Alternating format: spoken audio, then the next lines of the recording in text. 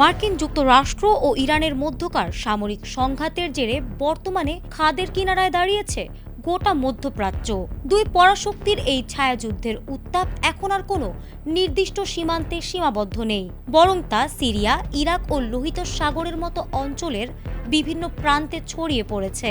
একদিকে আমেরিকা যখন ইরানে একের পর এক বিমান হামলা চালাচ্ছে, অন্যদিকে ইরানও পাল্টা কড়া হুঁশিয়ারি দিয়ে তাদের সামরিক ও রাডার ব্যবস্থাকে সর্বোচ্চ সতর্ক অবস্থায় রেখেছে। মধ্যপ্রাচ্যের এই চরম যুদ্ধংদেহী পরিস্থিতির মাঝে ওমান উপকূলে একটি বাণিজ্যিক পণ্যবাহী জাহাজে ঘটল এক রহস্যময় ও আকস্মিক প্রক্ষেপণাস্ত্র হামলা।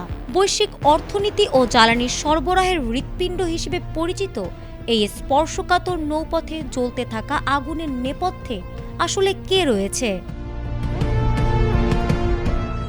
যুক্তরাজ্য ভিত্তিক সামুদ্রিক নিরাপত্তা সংস্থা UKMTO এর তথ্য অনুযায়ী ওমানের খাসাব উপকূল থেকে প্রায় 20 নটিক্যাল মাইল উত্তর পূর্বে কৌশলগতভাবে অত্যন্ত গুরুত্বপূর্ণ হরমুজ প্রণালীর প্রবেশ মুখে এই হামলাটি ঘটে।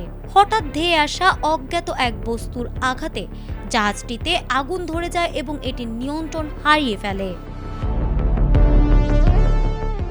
হামলার পর মার্কিন গোয়েন্দা সংস্থাগুলো অত্যন্ত নিশ্চিতভাবেই দাবি করছে যে এই নিখুঁত হামলার পেছনে ইরানের শক্তিশালী ইসলামী বিপ্লবী গার্ড বাহিনী IRGC সরাসরি জড়িত। তবে তেহরান এখন পর্যন্ত এই হামলার দায় আনুষ্ঠানিকভাবে স্বীকার বা অস্বীকার কোনোটিই করেনি।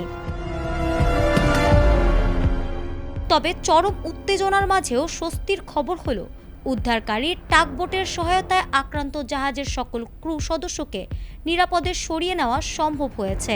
এই ঘটনায় এখন পর্যন্ত কোনো ক্রুর হতাহত হওয়া বা সমুদ্রে তেল ছড়িয়ে পড়ে বড় কোনো পরিবেশগত বিপর্যয়ের খবর মেলেনি।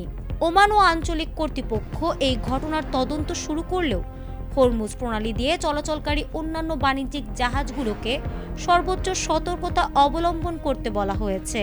পরিস্থিতি যেভাবে জটিল হচ্ছে তাতে এই অঞ্চলের নৌ নিরাপত্তা এখন এক বড় অনিশ্চয়তার মুখে। ফারহানা হক, ATN বাংলা।